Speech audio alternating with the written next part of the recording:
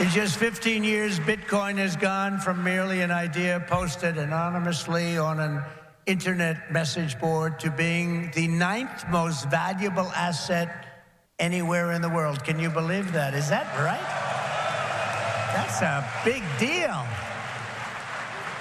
Think of that. It's already bigger than ExxonMobil. Soon it will be surpassing the entire market cap of silver. It's not bad. How about gold? How about gold? Let's go gold. And one day it probably will overtake gold, but based on the way it's going now, it could very well be a possibility. There's never been anything like it, and I don't think you've ever seen anything like it. And most people have no idea what the hell it is. You know that, right? So what happens when they figure it out? That's going to really be something. These are the key moments that were in the Bitcoin conference 2024 that you should watch, and you should not miss this point. United States of America to keep 100% of all the Bitcoin the U.S. government currently holds or acquires into the future. We'll keep 100%. I hope you do well, please.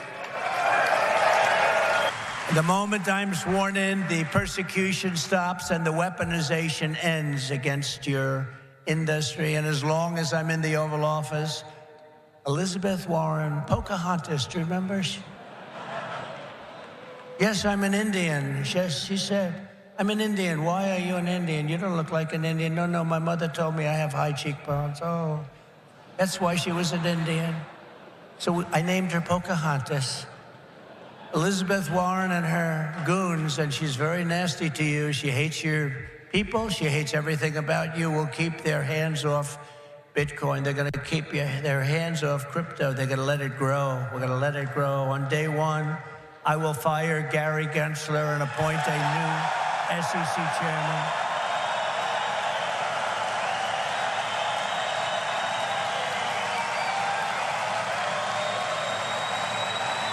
Donald Trump finally showed up. Michael Saylor. Those were the best keynote speakers that I noticed in this Bitcoin conference. Please watch these moments as I spill one by one. I want to talk about the Bitcoin revolution. And I also want to talk about rebuilding our global economy with digital capital. The world, as we know it, is based on 20th century ideas and 20th century technology. Stocks trade 9:30 to 4 unless there's a bank holiday. You can't do things on the weekend. Everything is slow. Everything is expensive. If we want to prosper in the 21st century, we need new ideas, and they need to be based on new technology.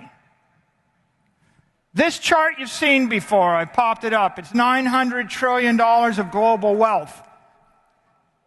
That $900 trillion, it's spread across physical assets and financial assets that are 20th century ideas, 20th century technology. And in the upper left corner is a little orange blip, the little orange asset that could, what we call Bitcoin. It's $1 trillion. It seems like a lot if you started with zero, but when you look at it against the greater scheme of things in the world, it's 0.1%. Here's another way to see that same chart. It's not $900 trillion of assets. It's a bunch of assets held for their utility value and a bunch of assets held as a store of value, long-term capital. When I buy a house, I want to live in it. But when I buy a bunch of bonds, I just put my money there because I didn't know what else to do with the money. And when you start to see the world as a big chunk of long-term capital, $450 trillion or more of capital, and you start to think about the way we store that capital, you see the engine for the revolution. The global economy struggles because we're relying upon imperfect assets and imperfect systems to store that capital. It's crippling our capital preservation. So how do we engineer a better system? Well, this is Tesla, and Tesla had a quote. He said, "You want to understand the universe? Think in terms of energy, frequency, and vibration." I'm going to translate that. I'm going to talk about the physics of money now. What are the physics of money? Energy is money or capital or wealth. You could use them interchangeably for this speech. Frequency is about the duration or the lifespan. How long will it take? A minute, an hour, a year, a century? And we vibrate money every time we trade with each other, or we transfer from one locale to another, or we transform a property into another type of asset. Put your money in a hedge fund. What's the annual cost? It's 2% management fee and then 20% of the upside. About 4% a year if you're investing in normal assets. That means it's a 25-year asset. Treasuries, you're going to get a yield, but the 3.5% after-tax yield goes against the 7% monetary inflation. Maybe your money lasts 30 years. Capital in a mutual fund where you pay a 1% fee, 100 years. That's about the best you're going to get. If you manage to buy a diversified portfolio at 10 basis points, the counterparty risk is going to drive you to a 1% cost. So those are your financial assets. We're running the world on a 20th century set of ideas, and on average, a financial asset is going to last you 30 years. We all know inflation dilutes the value of financial assets. But inflation is just the tip of the iceberg. You're also going to get diluted by tariffs and tolls and torts and transfers, taxes. We got all sorts of taxes, income tax, capital gains tax. Every time you vibrate and move the money, you get taxed on the money. And then if the taxes don't take you and the torts don't undo you, you've got weather and competition and obsolescence and politics, catastrophe. Those are the things that dilute the value of your capital over time. And if you want to maintain economic energy, you have to fight against that friction. Well, most people realize that's a frustrating endeavor, so they give up on financial assets and they start turning to physical assets to preserve capital. Well, here's the physical asset, a Ferrari. Not a good way to keep your money forever, though, because after 5 years, you've spent as much on the insurance and the upkeep and the depreciation as it's worth. Yachts aren't much better. If you spend 10% of your money operating it, you also get hit with depreciation. Don't store your money in yachts. A home in Miami Beach, if you buy a $10 million house, you better come up with $10 million to maintain the house over 17 years. Now you've got no money left. Silver, 22 years. A warehouse, 40 years, maybe 50 years. Bar of gold, 62 years. A painting, 72 years. Land, the average property tax in the United States is 1.1%. That means your money is going to last 91 years unless the government reassesses the value of your property. Then it's going to last less than 91 years. The oldest family ranch in the United States is King Ranch. They made it 173 years. Every other family in the country failed. And here's the longest held property, the Crown Estate in the United Kingdom. You could say the royal family held it since 1066, but on the other hand, it passed from the Plantagenets to the Stuarts, through the Lancasters and the Yorks, and eventually found its way to the Hanover family. And so maybe 7 different families split that. None of them got to take it with them.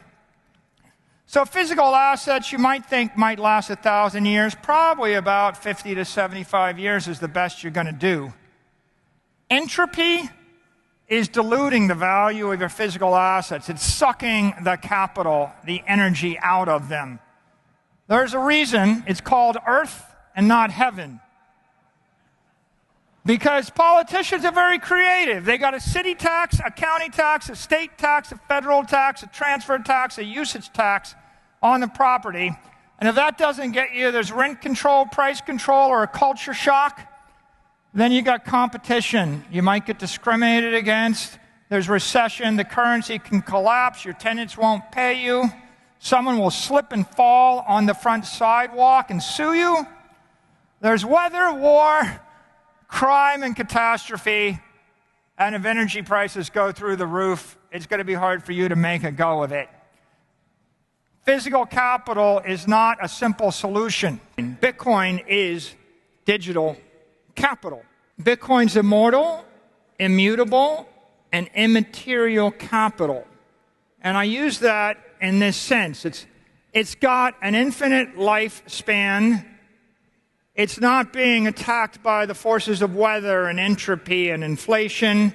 It's immaterial in the sense that it's not in the physical world. It's not suffering from all of those parade of horribles that are the scourge of financial and physical assets. And it is the solution to our economic dilemma. The transformation of our capital from financial and physical assets to digital assets, it solves the problem that we're all facing.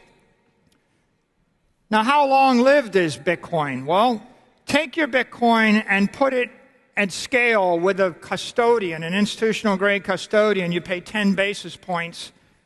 By the first law of money, that means you're going to last 1,000 years. The custodian might not last 1,000 years, but that doesn't matter because you can move the Bitcoin every year or every decade, and you can stay one step ahead of the custodians failing. You can't teleport a building. You can't teleport the King Ranch, and so Bitcoin is that thing that you can move. Say you custody your Bitcoin. You can self-custody your Bitcoin for about 1 basis point a year, assuming you buy good hardware wallets and signing devices and spend a day a year to keep track of it. Now you've got a 10,000-year asset. And what happens if you give it to the AI? Well, an AI or a computer program can maintain those private keys for the cost of electricity. You've got a 100,000-year asset. The AIs are going to want the Bitcoin. If they have a choice between owning the Bitcoin and owning the ranch in Texas or owning the bar of gold or owning the Argentine peso, it's pretty obvious what they're going to want, and you can see here why they're going to want it. Digital assets are in a class all their own. When you compare them to all the other assets that you can use for capital preservation, you can see they're off the scale.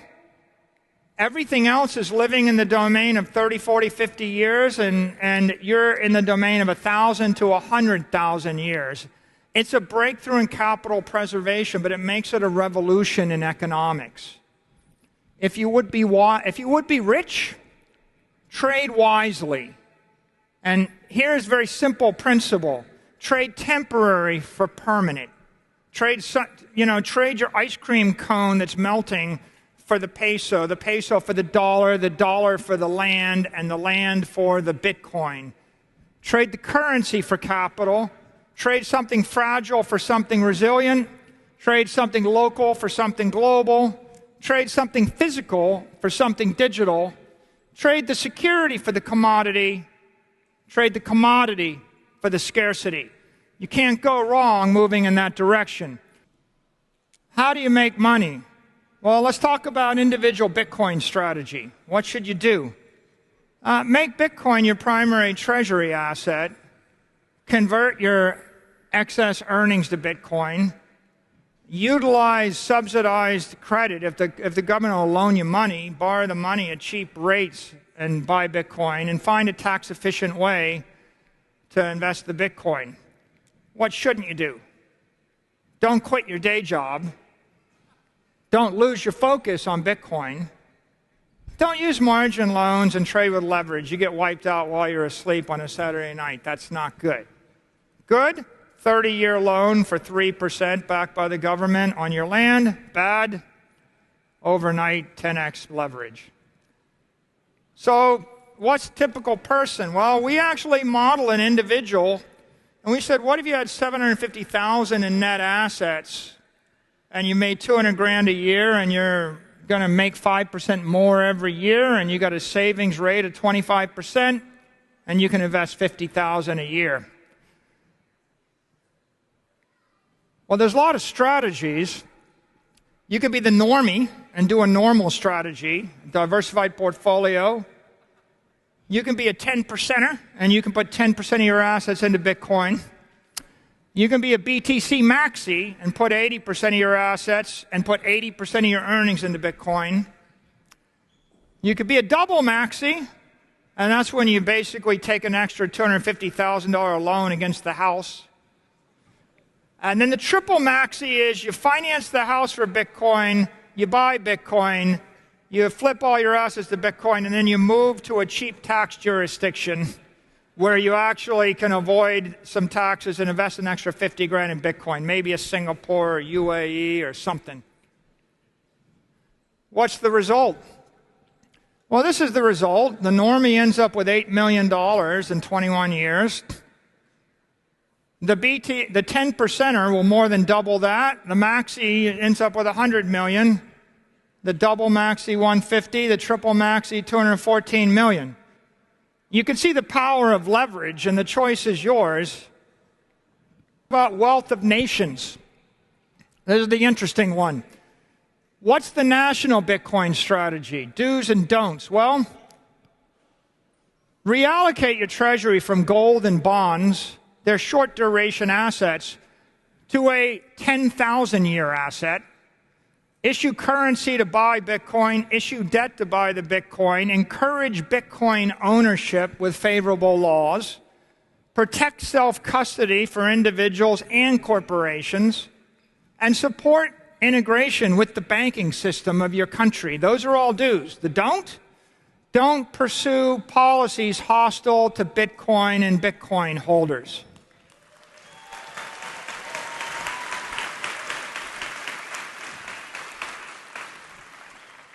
This one's not complicated.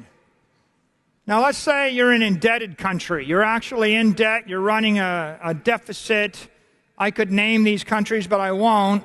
I'm just going to say you owe a lot of money and you're struggling. Your interest rates are high and you don't know what to do. Well, here's your strategies. Are you a normie or a 10%er or a maxi, double maxi, or triple maxi? The maxi is you put a third of your treasury into this. A double maxi is 65%, and a triple maxi is put all your treasury into it and start issuing debt. For those of you who can actually read, right, the subtext of this is the first country to buy Bitcoin by issuing its own currency wins. This is simple. You print paper. Remember that Seward check? You issue the check. You'd be like, well, you could whine. Oh, we couldn't afford it. It was 2 years after the Civil War. The country was bankrupt. Millions of people are dead. The South is in disrepair. The North is angry. And this guy, Seward, comes up with an idea to buy frozen tundra, a lot of it, from a bunch of Russians that wanted the paper. Okay? So people have done things under worse situations. But you can see here the normie strategy is you owe $3 trillion. You're not getting anywhere. The maxi strategy pays off your debt. The double maxi strategy makes you rich. The triple maxi strategy makes you very rich. Why? Because you're buying the property that everybody is running to in 100 years, and you just go buy it now. Like, Standard Oil was nothing. There was no gasoline. There were no automobiles. We had no diesel locomotives in 1867. We invented all that stuff. But common sense says, oh, I can buy something that's equal to about 1/5 of the size of the nation for a few dollars. Why don't I just grab it? Bitcoin strategy for wealthy foreign countries. Let's say you have a lot of money. Maybe you're Saudi Arabia or Norway, and you make a lot of money. Well, what's your strategy? You want to be a normie, a maxi, a double maxi? A maxi puts 25% of their money into Bitcoin. A triple maxi goes 75% and converts their surpluses into Bitcoin. Here's what happens. You just get insanely rich. $58 trillion of rich. But, more than that, this strengthens your national security because you end up with $50 trillion or more of digital capital nobody can take. They can't steal it, right? They bomb your country, they invade your border, they're not getting the Bitcoin. right? So this is good for your financial security and your national security.